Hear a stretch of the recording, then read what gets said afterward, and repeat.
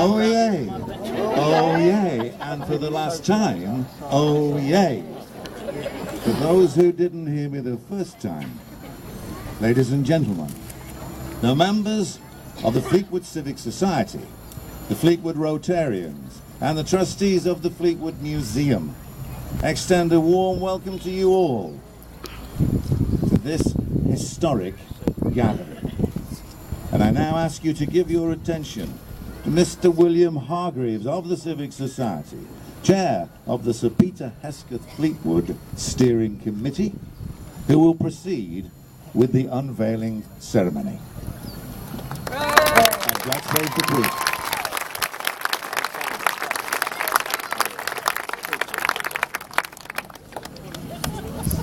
Many thanks to the town crier for the introduction.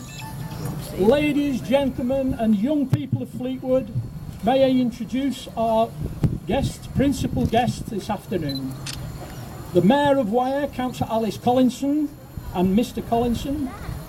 The High Sheriff of Lancashire, Mr. Tony Attard, OBE DL, and his wife Patricia.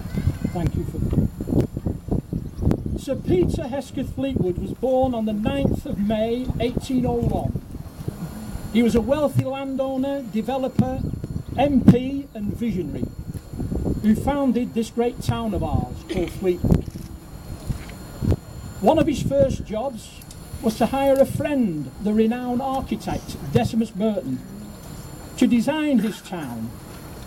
He stood in this barren rabbit warren with Decimus, and we can imagine him saying, "I would like to design a town with the big sand dune that we call the Mount as a centre feature, and this area a hotel, which we will call the North Euston Theatre, as a centre feature,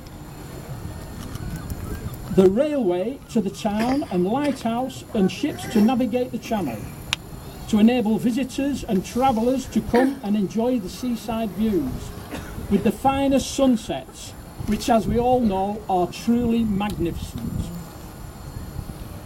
The construction work started in 1836, and as the town expanded, the townfolk wished to show their appreciation by building a statue of Sir Peter to be erected in this very park in 1845. Sir Peter was a modest man and politely declined, suggesting that a school be built with the funds instead. It was to be called Lord Street Testimonial School, and it opened in 1847. So now, 173 years later, the community wished to respect the original settlers' decision to build a statue to the founder. Sir Peter, in 3 days' time, would be 217 years old. And as we say in Fleetwood, better late than never. Yeah. It's quite possible that in this park, Sir Peter would admire the views with his friends and comment that over in the distance is Ingleborough Flattop, which is the only part of Yorkshire visible from this spot. A local saying as well, if you can see Ingleborough, it's going to rain. And if you can't see it, it's raining.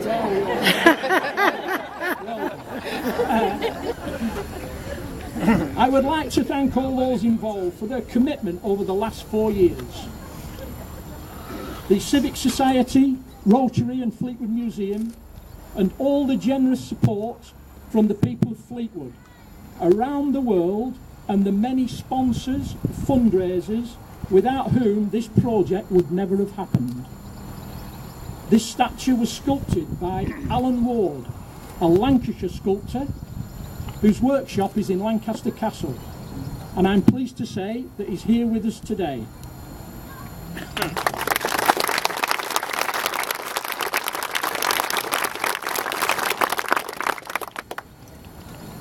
Before I call upon the High Sheriff, my final point is timing. Sir Peter's fob watch is timed to 2:15 in the afternoon. So it is very apt that the unveiling will take place at that very time. So I now call upon the High Sheriff to say a few words and then to unveil the statue. Thank you.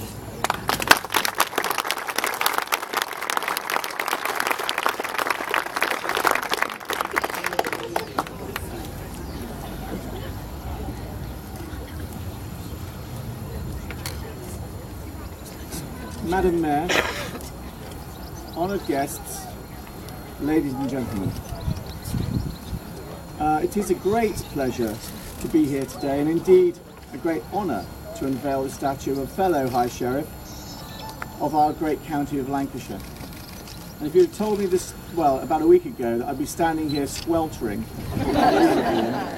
of course I would have believed you, because the weather's always like this in Fleetwood. Yes, it is. Come here all the time. All you ladies and gentlemen have come perhaps on holiday. It's better than Torremolinos or Benidorm or anywhere else, so come here to Fleetwood.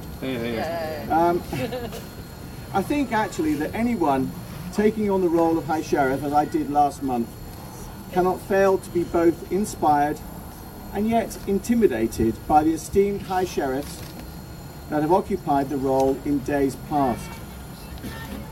And of course, one such High Sheriff is Sir Peter Hesketh Fleetwood, who was High Sheriff in 1830, some 188 years ago. The story that I'm about to tell is one of great ambition, hard work, fortitude, talent, and sadness. I'm amazed that nobody has yet made a film about it. Born into a family that owned the Rossall Estates in West Lancashire for over 200 years, Peter's father, Robert, inherited the estate in 1819. But on Robert's death in 1824, the estate passed to Peter. By that time, the family's land extended from Heysham in the north to Southport in the south. So as you can imagine, a great area. Peter studied at Oxford, where he obtained both a bachelor and master's degree, and he had an active social life in Oxford and London, being a founder member of the Athenaeum Club in Pall Mall, a place where indeed I've actually spent many a fine evening. Unfortunately, Sir Peter's early life was blighted by ill health. 3 of his 4 children, Metcalfe Bold, Debonair and Francis, all died in infancy, and then his wife Eliza Debonair contracted tuberculosis and died in 1833. Peter then contracted a bacterial infection so severe that he lost one of his eyes. His daughter Maria eventually died at 11 years old. She is actually laid to rest in a glass coffin in the family vault in St Chad's, Polton.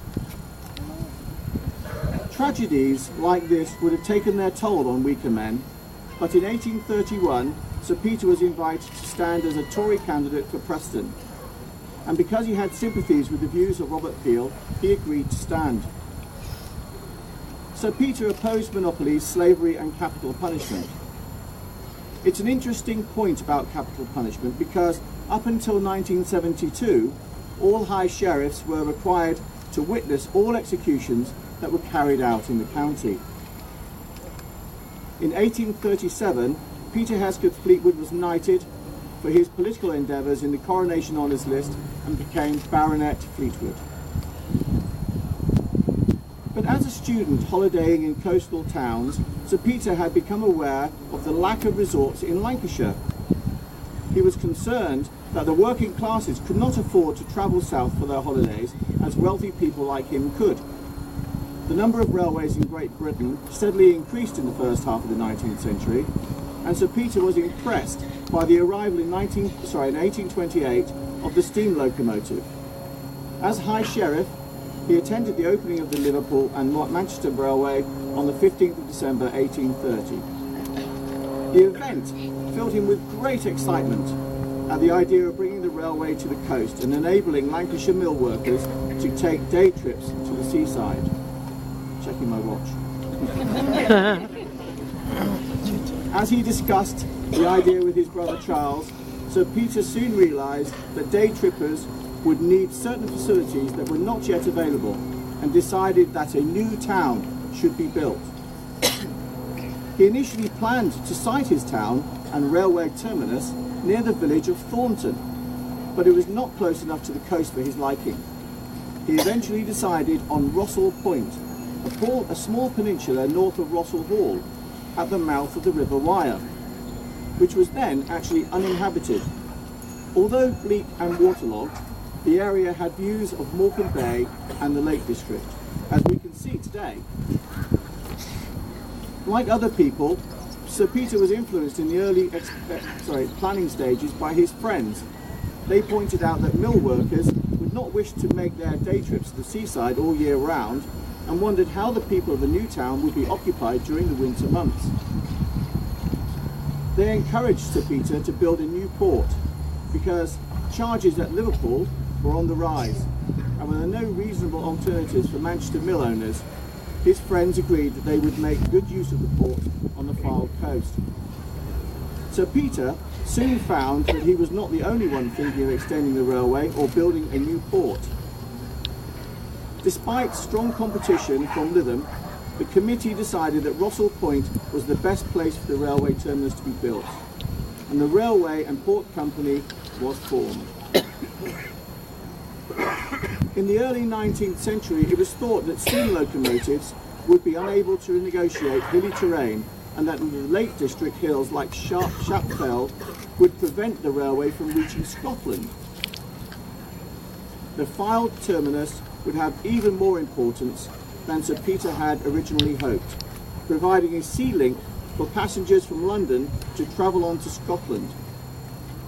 Initially, Sir Peter had considered naming his new town New Liverpool or Wyerton, but after changing his name to Hesketh Fleetwood in 1831, he decided to call it Fleetwood.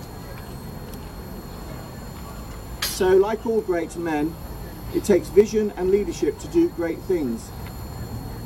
And I'm really pleased to be here to help commemorate a previous High Sheriff of Lancashire that had what it takes to make a difference and to change things for the good of others. Thank you.